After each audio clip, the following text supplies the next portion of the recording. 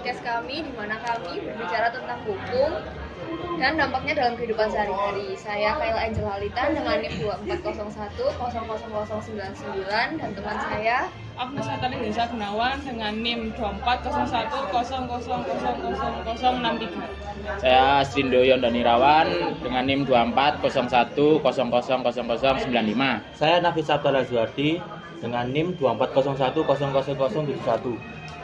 Oke, jadi pada kesempatan hari ini kami akan membahas topik yang sangat mendasar tapi penting, yaitu mengenai sumber-sumber hukum, jenis hukum, dan apa dampaknya pada kehidupan sehari-hari.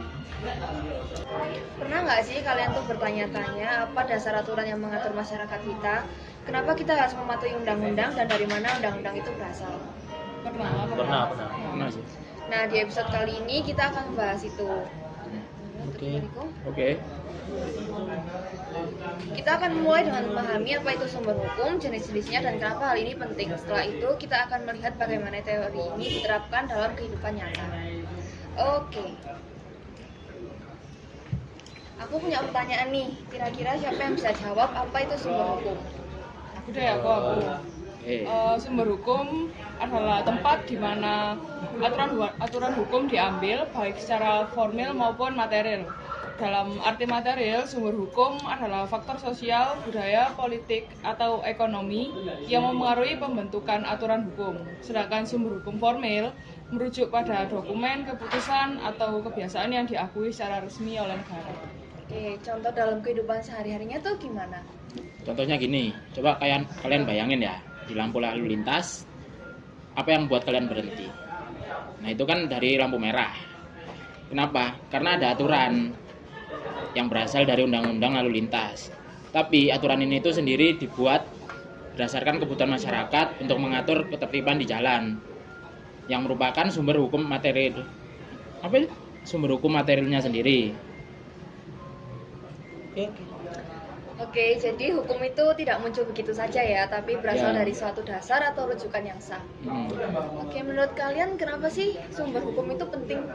Menurutku sumber hukum penting itu karena hukum tanpa dasar atau sumber yang sah tidak akan memiliki legitimasi, sehingga masyarakat mungkin menolak untuk mematuhinya. Sumber hukum memberikan landasan bagi setiap aturan untuk memiliki kekuatan mengikat.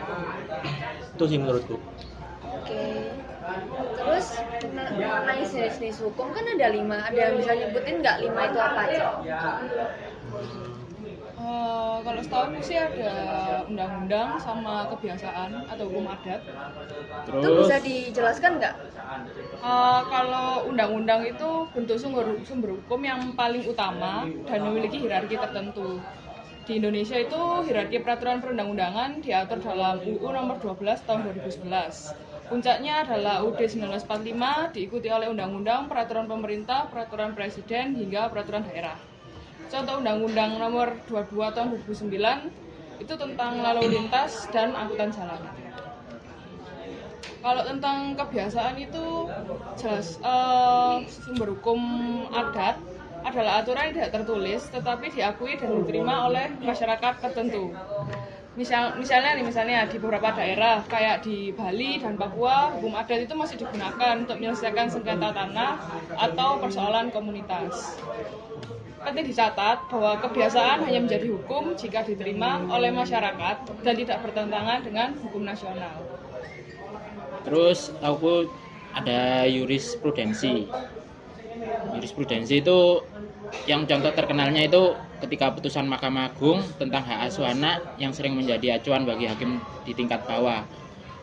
Nah, sedangkan peran jurisprudensi ini sangat penting dalam mengisi kekosongan hukum. Dia itu memberikan penafsiran terhadap undang-undang yang kurang jelas. Terus ada lagi traktat atau perjanjian internasional. Nah, traktat itu sumber hukum yang berasal dari kesepakatan antara negara-negara. Misalnya itu perjanjian Paris tentang perubahan iklim yang mempengaruhi kebijakan lingkungan di banyak negara, termasuk Indonesia. Nah, traktat ini memiliki kekuatan hukum jika diratifikasi oleh parlemen. Terus aku nambahin ada doktrin atau disebut dengan pendapat ahli hukum. Nah, doktrin adalah pendapat yang berasal dari pakar hukum. Sebagai contoh, pendapat ahli hukum seperti Prof. Sajipto Rajo sering dijadikan referensi dalam memahami konsep keadilan di Indonesia. Terus, meskipun tidak mengikat secara langsung, doktrin sering membantu pengadilan dan pembuatan undang-undang dalam menafsirkan hukum. Itu sih, cuma 5. Oke. Terus menurut kalian manfaat kita buat memahami sumber hukum dalam kehidupan sehari-hari itu apa sih? Kalau menurutku sih yang pertama itu kayak sebagai hak dan kewajiban warga negara sih. Karena dengan kita paham dengan apa itu sumber hukum, kita tahu apa hak kita sebagai warga negara, seperti hak atas pendidikan, pekerjaan, ataupun kebebasan berpendapat. Tapi di sisi lain kita juga tahu bahwa kita sebagai warga negara itu juga punya kewajiban seperti membayar pajak atau mematuhi peraturan lalu lintas. Terus ada juga bisa menghindari masalah hukum. Misalnya jika kita tahu aturan tentang pemilikan tanah, kita bisa menghindari sengketa dengan tetangga atau pihak lain.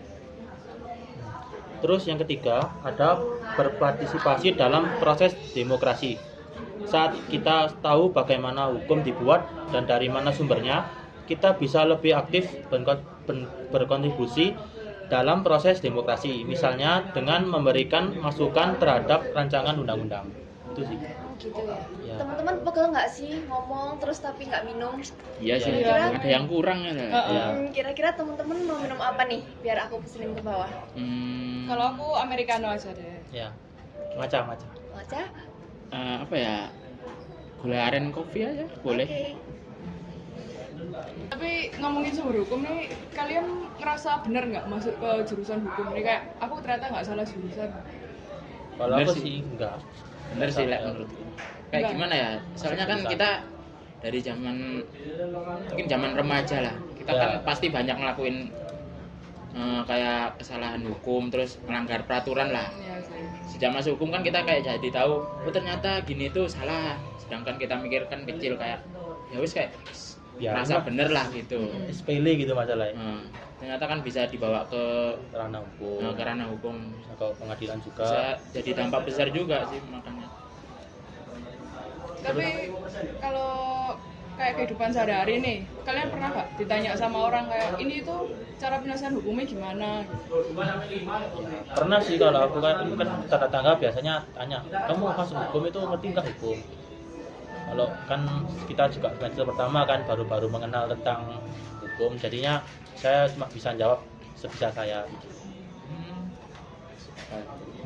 Memang masih baru semester 1 juga kan? Masih. Iya, masih pengenalan sih. Iya. Iya kan. Oke teman-teman, ini minumnya ya. Datang Lek minumannya. Monggo Mas. Makasih ya. Makasih ya Kak. Makasih ya.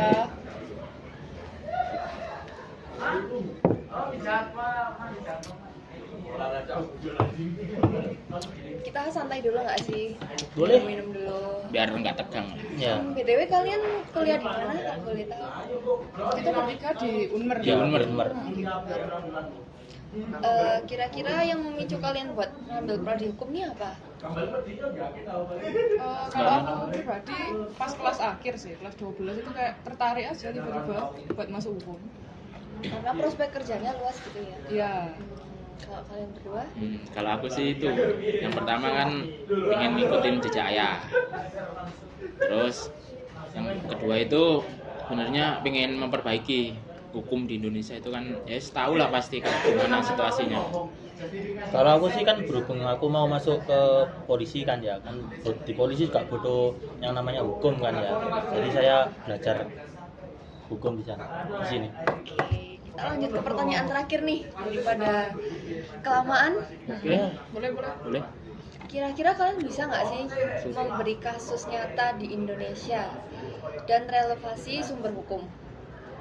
Aku ada di satu kasus, itu contohnya di Sulawesi itu tentang sengketa tanah dan hukum adat. Jadi kasus sengketa tanah di suatu daerah ini diselesaikan dengan hukum adat.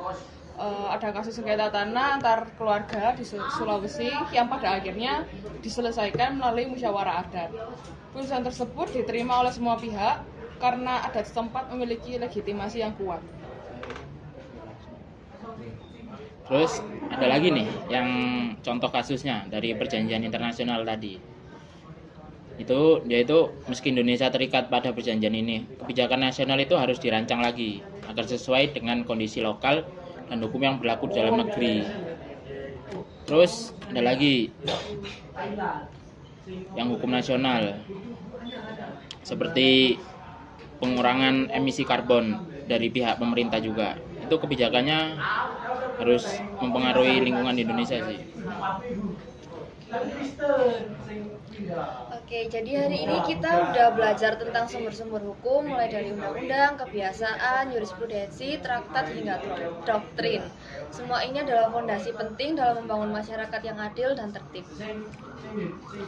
Kira-kira kalian punya nggak ajakan buat teman-teman yang nonton ini supaya mereka mau terus belajar dan sadar akan hukum di Indonesia? Ajakannya untuk aku ya, hukum adalah bagian dari kehidupan kita sehari-hari. Dengan memahami hukum, kita bisa menjadi warga negara yang lebih baik dan aktif dalam menciptakan perubahan positif. Oke, kalau begitu terima kasih teman-teman yang sudah mau meluangkan waktunya pada podcast hari ini. Terima kasih yang sudah mau mendengarkan. Sampai jumpa di episode selanjutnya. Dan ingat, hukum adalah alat untuk mencapai keadilan, bukan sekedar aturan yang harus ditaati. Dadah. Dadah. Work to the tune. Once we get back to the hotel room.